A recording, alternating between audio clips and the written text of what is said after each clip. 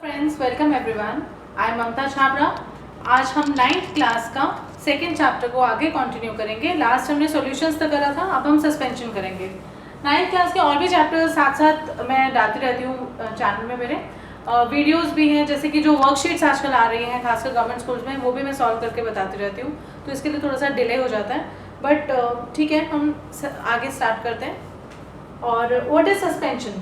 पिछली बार हम लोगों ने सॉल्यूशन पढ़ा था। सॉल्यूशन में हम लोगों ने वो पढ़ा था कि होमोजेनियस पार्टिकल्स होते हैं जो कि वाटर के अंदर पूरी तरह से सॉल्वेंट के अंदर डिजॉल्व हो जाते हैं। दो चीज़ें होती हैं, सॉल्यूट होता है और सॉल्वेंट होता है, इन दोनों को मिला के सॉल्यूशन बनता है। कॉन्सेंट्रेशन निकालनी मैंने आपको सिखाई थी कि the mass of the solute over mass of the solution into 100 mass percentage निकालनी सिखाई थी मैंने। अब इस बार हम जो सस्पेंशन में करेंगे वो जो पॉइंट्स हैं वो ये हैं। पहला, सस्पेंशन जो है एक हेट्रोजेनस मिक्सचर है। हेट्रोजेनस मिक्सचर मतलब इसका जो कॉम्पोजिशन है यूनिफॉर्म नहीं है थ्रू आउट। इसके जो पार्टिकल्स हैं मतलब they are not homogeneous, like they are not fully dissolve in the solvent, और वो ऊपर नीचे साइज वगैरह सब वेरी करने वाला है। ठीक है। फिर है कि the particles of the suspension can be seen through the naked आई। जब भी सस्पेंशन का नाम आए तो आप जैसे सैंड प्लस वाटर या चॉक प्लस वाटर, ये एग्जाम्पल माइंड में रख सकते हैं। ठीक है। पहली चीज़ हेट्रोजीनियस हो गया, और दूसरी चीज़ कि इसके जो पार्टिकल्स हैं they can be seen through the naked eye, there is no need to see through the microscope. तीसरा है the particles of the suspension scatter a beam of light passing through it and make its path visible. पिछली बार मैंने आपको बताया था कि जो सॉल्यूशन के पार्टिकल्स ऐसे होते हैं कि उनको बीम ऑफ लाइट में डाला जाए तो हम उनको सेपरेटली नहीं ऑब्जर्व कर सकते, बट अगर रेत का पानी या चौक का पाउडर जो है अगर पानी में मिक्स किया जाए and a beam of the light is pass through it, so we can see the particles of the solute as well as the solvent separately, बहुत ढंग से नजर आते हैं। ठीक है। तो दूसरी चीज़ क्या हो गई? दूसरी चीज़ हो गई कि नेकेड आई से देख सकते हैं, और तीसरी चीज़ ये हो गई कि जो बीम ऑफ लाइट पे पार्टिकल्स नजर हमें अच्छे से आते हैं। राइट। फिर नेक्स्ट है the solute particles settle down when a suspension is left undisturbed. अगर रेत के पानी को या चौक के पानी को अगर आप रख देते हैं ग्लास में तो आप देखते हैं कि नीचे बैठ जाता है, तो इस प्रोसेस से डिकेंटेशन भी हो सकती है। ठीक है। और सेडिमेंटेशन प्रोसेस से हमारे जो सोल्यूट पार्टिकल्स हैं वो बिल्कुल नीचे बैठ जाते हैं और सॉल्वेंट जो है वो ऊपर आ जाता है। फिर फिल्ट्रेशन टेक्निक से हम पानी को और जो सॉल्यूट पार्टिकल्स हैं उनको बिल्कुल ढंग से सेपरेट कर सकते हैं। राइट। तो अब हमारा जो नेक्स्ट टॉपिक है, आई होप ये आपको क्लियर हो गया होगा, फिर भी any questions you are always welcome. तो what is a colloidal solution? Colloidal solution जो है वो एक्चुअली सस्पेंशन और सॉल्यूशन के बीच का है। ठीक है। इसकी जो प्रॉपर्टीज हैं they are in between those of a true solution as well as from the suspension, मतलब इन दोनों के बीच की प्रॉपर्टीज हैं। The mixture obtained by group D in activity 2.2 activity कौन सी है भाई, is known as the colloidal solution. Okay. 2.2 activity actually ये है कि इन्होंने ये करा है कि let us divide the classes into the 4 groups. हम लोगों ने ABCD ग्रुप्स लिए हैं। एक जो A ग्रुप है वो कॉपर सल्फेट का सॉल्यूशन है।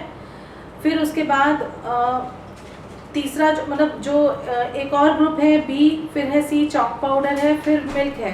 एक्चुअली इन्होंने ये 4 कैटेगरीज करी थी ये बताने के लिए कि जैसे जो कॉपर सल्फेट सॉल्यूशन है वो एक सॉल्यूशन है, राइट।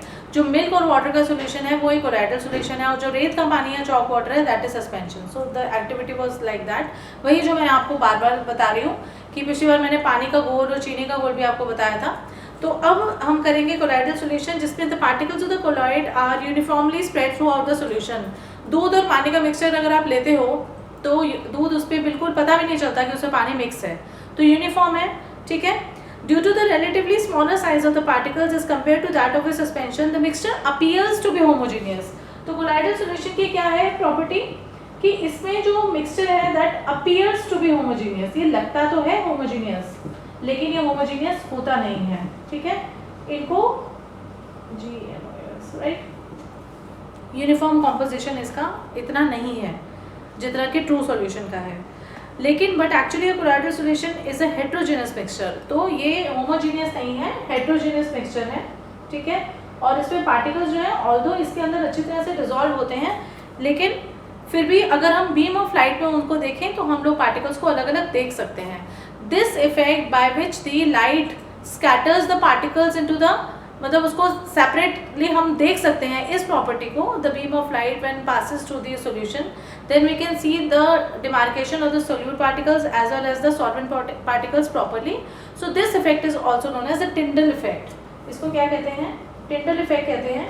आपने देखा होगा घने जंगलों में जो धूप है वो छन छन के नीचे आ रही होती है, कई जगह नजर आती है, कई जगह नहीं नजर आती. तो that two is also a Tyndall effect.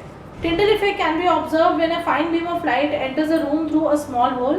This happens due to the scattering of the light by the particles of dust and smoke in the air. ठीक है, तो ये जो scattering of light होती है जब किसी चीज़ पे पड़ती है, तो वो जो है वो प्रॉपर्टी किसकी है?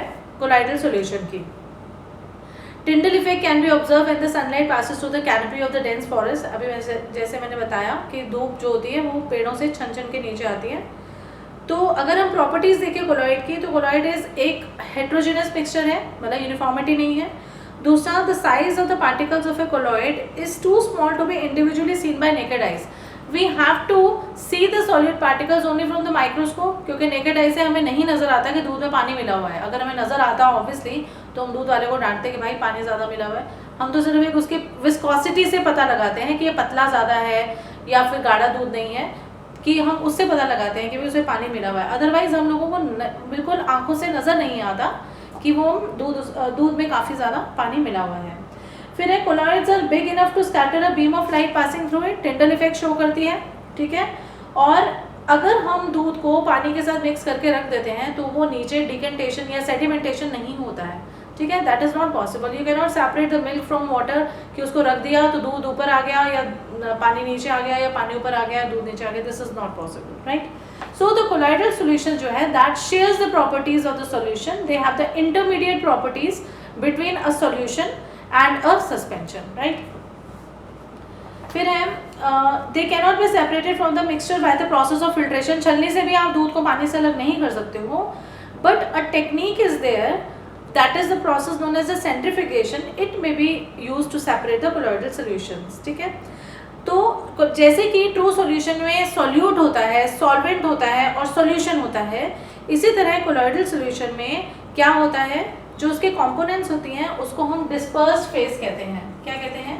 डिस्पर्स्ड फेज, मतलब सॉल्यूट पार्टिकल्स को समझ लो. और जो मीडियम या सॉल्वेंट जो होता है उसको हम क्या कहते हैं? Dispersion medium. क्या कहते हैं? Dispersion medium. The solute-like component or the dispersed particles in a colloid form the dispersed phase, and the component in which the dispersed phase is suspended, वही मैंने बोला ना, सॉल्वेंट को समझ लो डिस्पर्सिंग मीडियम. ठीक है, तो colloids are classified according to the state. उनको डिफरेंट स्टेट्स के थ्रू वो किया जाता है क्लासिफाई, सॉलिड, लिक्विड और gas of the dispersing medium and the disperse phase. ठीक है, ये इन्होंने कुछ एग्जाम्पल्स दिए हुए हैं, कॉमन एग्जाम्पल्स ऑफ कोलॉइड. जैसे कि लिक्विड डिस्पर्स फेज में लिक्विड है और डिस्पर्सिंग मीडियम में गैस है.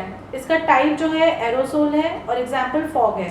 मतलब फॉग भी एक कोलॉइडल सॉल्यूशन है, क्योंकि इसमें जो डिस्पर्स फेज है, मतलब जो सॉल्यूट पार्टिकल समझ लो, वो लिक्विड है. ठीक है, जो मॉइस्चर होता है हवा में, और जो डिस्पर्सिंग मीडियम है, मतलब जो उसका बेस है, जो उसको अपने अंदर एब्जॉर्ब कर रहा है, तो वो क्या है? गैस है. इसी तरह सॉलिड और गैस का स्मोक है एग्जाम्पल. फिर गैस और लिक्विड का शेविंग क्रीम है. लिक्विड और लिक्विड का मिल्क है, फेस क्रीम है. ठीक है, सॉलिड और लिक्विड का मिल्क ऑफ मैग्नीशिया भी है, मिट्टी भी है. गैस और सॉलिड का फोम है, रबर है. ठीक है, लिक्विड और सॉलिड का जेली है, चीज़ है, बटर है. और लास्ट में है कि कलर्ड जेमस्टोन और मिल्की ग्लास. ठीक है, तो ये आप टेबल पढ़ लीजिएगा, और कई बार ये एग्जाम में आ जाता है कि विच इज़ द मतलब what is the dispersed phase and what is the dispersing medium in the following, और इसके एग्जाम्पल्स भी आ जाते हैं. ठीक है, अब हम जो स्टार्ट करेंगे वो करेंगे separating the components of the mixture. अभी तक हम लोगों ने सॉल्यूशंस पढ़ लिया, सस्पेंशंस पढ़ लिया, कोलॉइडल सॉल्यूशंस पढ़ लिया, एलिमेंट्स, कंपाउंड्स, मिक्सचर्स, हमें सबका अच्छे से पता चल गया. Now it will be easier for us to know the separation techniques which are used for a mixture. So we have learned that most of the natural substances are not chemically pure. Different methods of separation are used to get the individual components from a mixture. Separation makes it possible to study the individual components of a mixture. Actually उन्होंने पूछा कि separation important क्यों है. देखो, कुछ चीज़ें हमें wanted होती हैं, कुछ चीज़ें unwanted होती हैं. दो चीज़ें, कोई भी मिक्सचर होता है, हम लोगों को कोई भी मिश्रण होता है, तो we want कि ये वाला component अलग हो जाए जो हमारे काम का है, और जो unwanted है उसको हम फेंक दें. तो homogeneous mixtures can be separated into their respective constituents by simple physical methods like hand picking. Heterogeneous mixtures जो हैं वो हैंड पिकिंग से अलग हो जाते हैं, सीविंग से, छलनी से, फिल्ट्रेशन से ही अलग हो जाते हैं।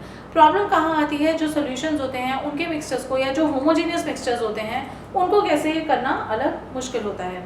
तो जो फर्स्ट टेक्निक है वो हम पढ़ेंगे, how we can obtain the coloured component from the blue ink. अगर आपके पास इंक है तो उसके जो उसके कंपोनेंट्स को कैसे हम अलग करेंगे, दैट इज इम्पॉर्टेंट। और ये टेक्निक्स आप अच्छे से समझेगा क्योंकि इंपॉर्टेंट है, एग्जाम पॉइंट ऑफ व्यू से ज़रूर आती हैं।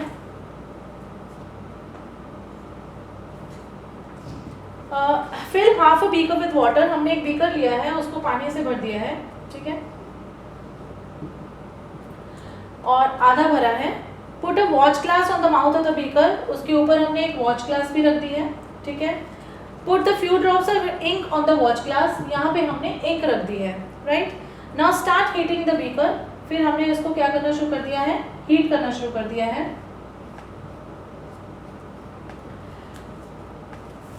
We do not want to heat the ink directly. You will see that evaporation is taking place from the watch glass. देखो हम लोग जब इसको ये करते हैं, हीट करते हैं, तो ये देखते हैं कि ये जो है इसमें evaporation स्टार्ट हो गई है। Continue heating as the evaporation goes on and stop heating when you do not see any further change in the watch glass.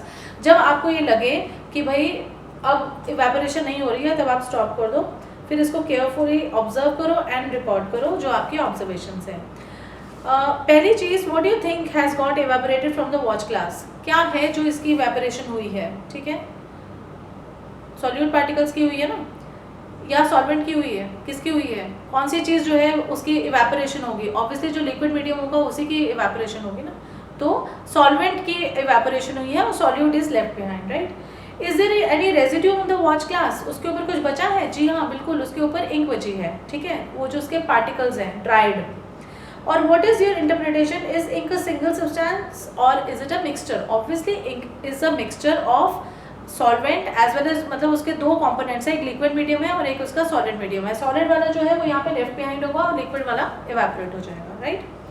We find that ink is a mixture of dye in water, तो जो यहाँ पर बचा है वो क्या है, die है, मतलब कलर है बेसिकली इंक का, ठीक है। Thus we can separate the volatile component from its non-volatile solute by the method of evaporation. मतलब अगर हमें evaporation करनी है, evaporation एक ऐसी टेक्निक है जिससे कि volatile और non-volatile substances को अलग किया जाता है। मतलब volatile means जो कि evaporate हो जाते हैं, non-volatile मतलब नहीं होते, जैसे इसमें डाई evaporate नहीं हुई और water evaporate हो गया, ठीक है। अच्छा, दूसरी जो हम सेपरेशन टेक्निक पढ़ेंगे आज, वो पढ़ेंगे how we can separate the cream from milk. दूध में से जो मक्खन निकालती है मदर आपकी, वो उस प्रोसेस को क्या कहते हैं, वो क्या होता है, एक्चुअली उस प्रोसेस को हम सेंट्रीफ्यूगेशन कहते हैं। क्या कहते हैं, सेंट्रीफ्यूगेशन। ये इस प्रॉपर्टी पे बेस्ड होती है कि सॉल्यूट और सॉल्वेंट के जो साइजेस हैं उनमें डिफरेंस होता है, ठीक है। Nowadays we get full cream, toned and double toned varieties of the milk packed in the poly packs or the tetra packs in the market. These varieties of the milk contain different amounts of fat. हर दूध जो quality आती है उसमें अलग अलग amount of fat content होता है, उसके ऊपर लिखा होता है। तो हमने क्या करा, we take some full cream milk in a test tube, हमने एक टेस्ट ट्यूब में क्या करा, फुल क्रीम मिल्क ले लिया, ओके। फुल क्रीम मतलब जो जिसमें सबसे ज़्यादा फैट होता है। Centrifuge it by using the centrifuging machine for the 2 minutes. उसके बाद हमने इसको अच्छे से गोल गोल हिलाया, जैसे हम ब्लेंडर में हिलाते हैं, मिक्सी में करते हैं, तो भी वो सेंट्रीफ्यूगेशन ही हो रहा होता है। If a centrifuging machine is not available in the school, you can do this activity in home by using a milk churner. मैंने वही कहा ना, ब्लेंडर से या मिक्सी में भी हम कर सकते हैं। If you have the milk dairy nearby, visit it and ask how they make the मतलब कैसे मक्खन निकाला जाता है। बेसिकली तो ये क्या होता है कि अगर आपने घर में भी देखा होगा, किसी पॉट में आपने अगर मिल्क लिया है और उसको ब्लेंडर को आप चला रहे हो, तो थोड़ी देर बाद जो सॉलिड पार्टिकल्स हैं वो अलग हो जाते हैं और जो पानी है वो अलग हो जाता है। This process of separating the solid particles from the liquid particles is known as centrifugation. Sometimes the solid particles in a liquid are very small and pass through the filter paper. कुछ बार क्या होता है कि ये solid particles बड़े छोटे होते हैं और ये फिल्टर पेपर से भी निकल जाते हैं। जैसे कि आप पनीर बनाते हैं दूध में से, तो उसमें भी उसके पार्टिकल्स काफ़ी छोटे होते हैं, कई बार वो छलनी से या फिल्ट्रेशन जो हम लोग जिससे सीव यूज़ करते हैं उससे भी अक्रॉस निकल जाते हैं। For such particles the filtration technique can not be use for the separation. Obviously मैंने कहा ना कि अगर छलनी से भी निकल जाएगा पनीर तो फिर आपका फायदा क्या हो, सारा का सारा तो गिर ही जाएगा। तो उस प्रोसेस में such mixtures are separated by centrifugation. ऐसी जो चीज़ें हैं, ऐसे जो थिंग्स हैं, उनको सेपरेट करने के लिए हम सेंट्रीफ्यूगेशन टेक्निक यूज़ करते हैं। The principle is that the denser particles are forced to bottom and the lighter particles stay at the top when spun rapidly. जब हम उसे सर्कुलर मोशन देते हैं तो क्या होता है, जो सॉलिड पार्टिकल्स होते हैं, जो डेंसर पार्टिकल्स होते हैं वो अलग हो जाते हैं एंड जो उसका लिक्विड मीडियम होता है दैट गेट्स सेपरेटेड। ठीक है, इसके एप्लीकेशंस एंड यूजेस कहाँ कहाँ हैं? ये डायग्नोस्टिक लेबॉर्ट्रीज में यूज़ किया जाता है, ब्लड टेस्ट में, यूरिन टेस्ट में, और डेयरीज में यूज़ किया जाता है जहाँ पे मक्खन निकाला जाता है, वॉशिंग मशीन में भी यूज़ किया जाता है जहाँ पे हम कपड़ों को सुखाते हैं। ठीक है, तो आज के लिए बस इतना ही। नेक्स्ट क्लास में हम लोग करेंगे इमिसिबल लिक्विड्स का। अभी हमने सॉलिड और लिक्विड का करा, तो जो हमारे आज जितने भी प्रोसेस थे उसमें एक जो कंपोनेंट था वो सॉलिड था और जो दूसरा कंपोनेंट था वो लिक्विड था। ठीक है, तो ऐसी चीज़ों को सेपरेट करने के लिए हमने कौन कौन से टेक्निक्स यूज़ करी वो मैंने आज आपको बताई। तो in the next class we will learn how to separate the two liquids. ठीक है, till then take care, stay home, stay safe, and please do not forget to like, share and subscribe my channel and pressing the bell icon so that you get to know my further notifications. Bye bye.